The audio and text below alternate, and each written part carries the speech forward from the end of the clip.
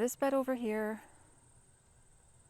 and this bed right here are lacking some major color, and we are going to fix that. Good morning everyone. If you are new here, my name is Chantel, and today I have some plants with me that will add some interest in the late spring and early summer color. It's also a rebloomer. That means it's going to be reblooming about this time in the summer or maybe a little bit later.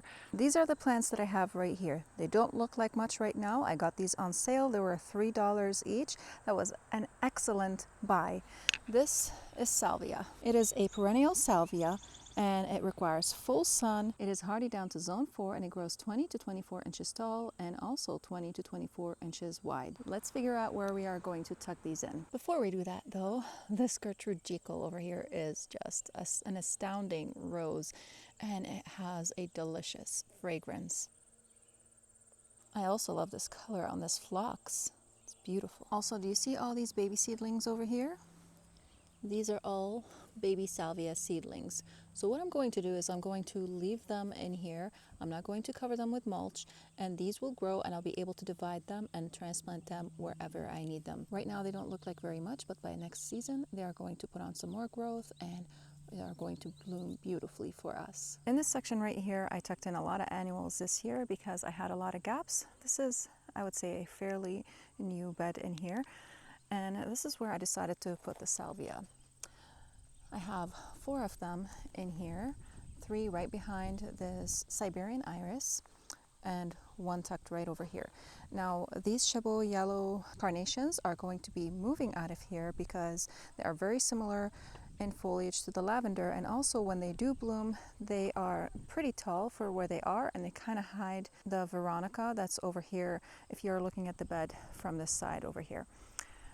So I'm going to tuck it in between these 2 Chabot yellow over here. That's totally fine. Hopefully I won't damage them. But I originally wanted to put it right here between these 2 veronicas a little bit farther ahead. But if I put this salvia right here next to the veronica, you can see the foliage is very similar. And I did not want to have the same texture in this flower bed right over here with a huge bulk of it basically in here.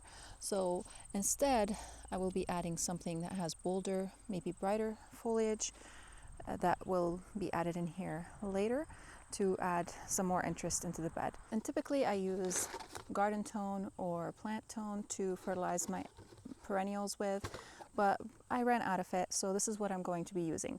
Some rock phosphate, potash, which is potassium, and some blood meal that is going to also provide us with some nitrogen. And because this bed is covered with wood chips, these wood chips are not fully broken down yet, so they do steal some of the nitrogen from the plants. And if you look at the phlox over here, you can notice that it has some chlorosis on it. You see that? And that is because these wood chips, while they are breaking down, they are stealing some of the nitrogen from the plants. And another plant that I saw that it was suffering this season were these powwow wild berry echinacea. Earlier in the season, most of their leaves looked like this one right here. Then I gave them some blood meal and that corrected them, and now they look a lot healthier.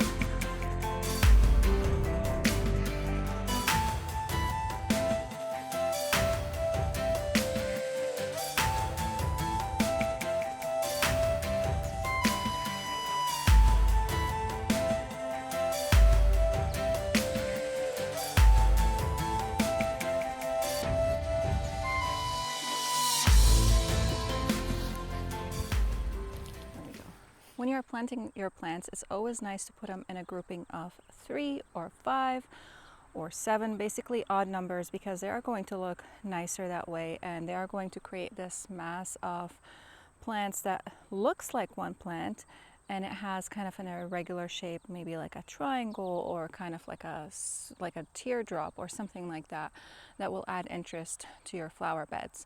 And right next to the salvias over here, I have an American Dream Coreopsis that I started from seed this season, and I'm not exactly sure when this is going to start blooming. I assume it's going to start blooming early summer, early to midsummer. We'll see. Hopefully they will also be blooming kind of at the same time, because the American Dream Coreopsis is pink, the salvia is a blue or kind of like a dark purple, and I think those will look really nice together. And right over here I have Coreopsis lanceolata. This is going to bloom yellow, like a bright light yellow color. And there are a lot of black-eyed Susans in here, but I put them in here kind of as a filler until I'm able to plant some other plants in here. This right here is the butterfly garden, and I have started a lot of things from seed in here. I did a garden tour in mid-July, garden tour, and you can go ahead and check it out. I will link it down below, but there's one thing that wasn't blooming during that garden tour, and this is it right here. Now these blooms are a little bit older, so they're not as prime and fresh as they were earlier. But this right here is the Stargazer lily, and this is one of my absolute favorite lilies. But be aware, because these right here, the pollen sacs, are full of pollen and they will discolor your clothes.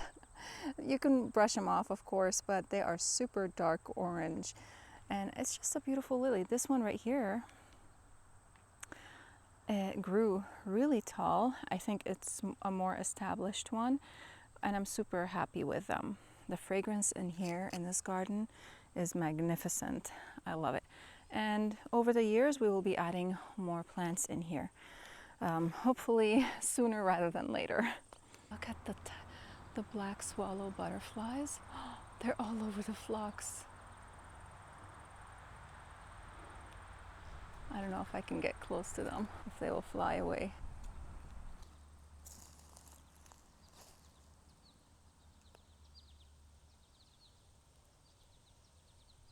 The ones that are planted right here, I planted them in groups of 4, and that's because they look sort of like a teardrop shape, like I was talking about. So you have 3 right there behind the Siberian iris and 1 over here. I could have moved this Chabot yellow carnation out of here and planted it a little bit closer, but I didn't want to kill it because I do love these Chabot yellow carnations, and I want to reuse them in this bed, but not over here. And it's too hot to move them right now. Today it's going to be 84 degrees. It's already super hot and it's very humid, so I'm not going to mess with that. They have irrigation in here, and if I see that one of them is not receiving enough water, I'll just tap into the irrigation and give them a little more water. Salvia is an excellent plant that is a drought tolerant, and it does bloom again if you shear it back. So if you have an area that maybe is not on irrigation, or you live in a kind of a dry environment, salvia would be an excellent plant for you. I do have to be kind of careful when I water them over here, because we do live in a humid environment and it rains quite often in here. So I have to make sure that the soil is dry before I water them. And all I have to do is just scooch the mulch over a little bit and check the soil, see if it's dry, because if it's not dry, I feel like there's something right here. If it's not dry, that will kill them. You'll start seeing yellowing on the leaves. That is a sign from overwatering. It will sort of look like chlorosis, which is dark veining and yellow leaves. So just pay attention to that and make sure to water them only after they dry.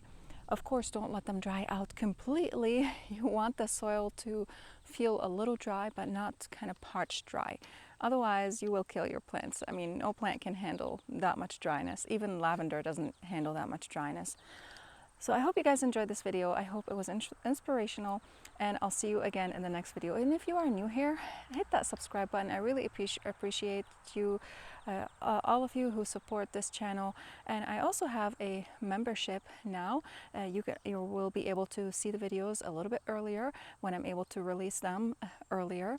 And you will also have an emoji next to your name, and when you comment in the comment section, and I think stickers as well. I forgot what I put in there, but I try to release these videos early to my membership viewers, and it's basically $4.99 a month. I think that's all it is, if I'm remembering correctly. I have terrible short memory, so but you can go ahead and check it out. I also have a link for it in the description box below. Again, thank you so much for watching, and I'll see you again in the next video. Bye!